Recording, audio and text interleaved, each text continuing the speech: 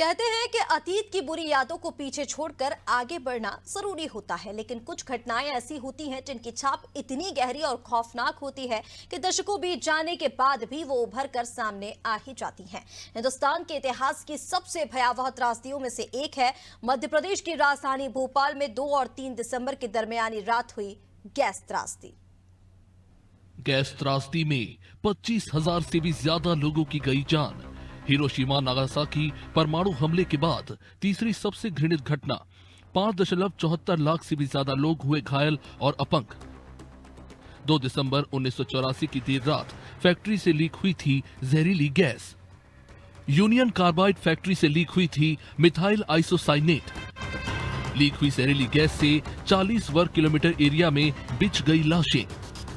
जहरीली गैस से घुटन, आंखों में जलन, सड़क पर दम तोड़ते लोग। बच्चे, बूढ़े, नौजवान, महिलाएं, जानवर, शहर में बिखरी पड़ी थी लाशें। 1200 बिस्तरों वाले हमीदिया में 2:30 बजे तक पहुंच गए 25,000 लोग। हजारों लोग घरों के अंदर मर गए। अस्पतालों में लाशों के ढेर लग गए। हादसे की अगली सुबह शहर में बिखरी पड़ी थी लाशें। इंसानों के साथ पशु पक्षी भी जहरीली गैस से मारे गए। गर्भवती महिलाओं के भ्रूण भी जहरीली गैस की चपेट में आ गए। त्रासदी का असर पीड़ितों की आने वाली पीढ़ियों पर भी पड़ा। गैस के संपर्क में आए लोगों में श्वसन तंत्र की बीमारियां हुई आम। फेफड़ों में संक्रमण, कैंसर, आंखों की समस्याएं और त्वचा रोग के मामले बढ़े। कई पीढ़ियों तक बच्चों में जन्म दोष, विकलांगता और न्यूरोलॉजिकल समस्याएं। पैसे बचाने की कोशिश, सुरक्षा मानकों का उल्लंघन और लालच। यूनियन कार्बाइड कॉर्पोरेशन की फैक्ट्री घाटे में थी, इसलिए की कॉस्ट कटिंग।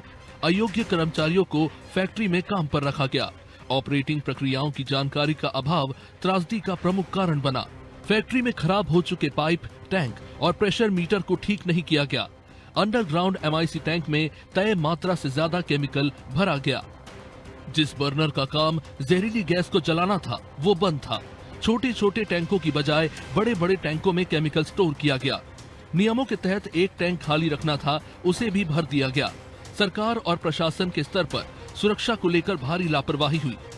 मिथाइल आइसोसाइनेट जैसे जहरीले केमिकल को बनाने की अनुमति देने में चूक हुई। भोपाल जैसी घनी आबादी वाले इलाके में केमिकल फैक्ट्री खोली गई। फैक्ट्री के पास स्थित झुग्गी बस्तियों में हजारों लोग रहते थे। इमरजेंसी में गैस लीक होने पर क्या करना है ये जनता को नहीं बताया गया। कारखाने से रिसी थी 45 ton methyl isocyanate gas.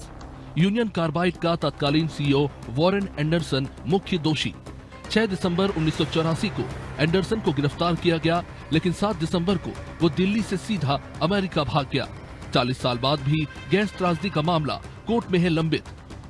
Anderson को कभी भारत नहीं लाया जा सका। उसकी 2014 में मौत हो गई। कंपनी ने मुआवजे के तौर पर $470 मिलियन दिए। लाखों जिंदगियां हुई तबाह, लेकिन लोगों को नहीं मिला इंसाफ। दोषियों को मात्र 2 साल की सजा मिली, वो जुर्माना भर के 14 दिन में रिहा हो गए। भोपाल गैस त्रासदी को लेकर वो सवाल जिनके जवाब आज भी नहीं मिले। 8 लाख की घनी आबादी वाले भोपाल शहर के अंदर इतने जहरीले केमिकल के निर्माण की अनुमति क्यों दी गई?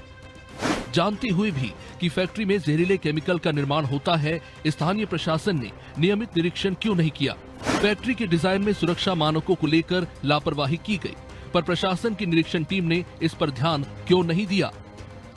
यूनियन कार्बाइड फैक्ट्री में त्रासदी से कुछ समय पहले एक कर्मचारी की जहरीली गैस से मौत हुई थी, तब भी प्रशासन की नींद क्यों नहीं खुली? मजदूर यूनियन से लेकर पत्रकारों ने भी जहरीली गैस के खतरे को लेकर चेताया, लेकिन तब भी कोई कदम क्यों नहीं उठाया गया? जहरीले गैस के लिए क्या सिर्फ फैक्ट्री के कर्मचारियों की लापरवाही जिम्मेदार थी, या कंपनी भी उतनी ही जिम्मेदार? यूनियन कार्बाइड के CEO को गिरफ्तारी के बाद देश से भागने में किसका हाथ था? कंपनी के CEO वॉरेन एंडरसन को भारत से भगाने में क्या केंद्र सरकार जिम्मेदार थी, या फिर राज्य सरकार, या दोनों? सरकारी मौत के आंकड़ों और वास्तविक आंकड़ों में भारी अंतर। आखिर इसका क्या कारण? उस रात डॉक्टरों को जानकारी ही नहीं थी कि गैस पीड़ितों का इलाज कैसे करना है, लेकिन हादसे के बाद भी लापरवाही क्यों बरती गई? क्योंकि जो लोग बच गए उनके इलाज के लिए शोध नहीं किया गया। त्रासदी से जुड़े सैंपल 20 सालों तक -38 डिग्री पर स्टोर रखे गए, जो 2006 में पावर कट के कारण बर्बाद हो गए।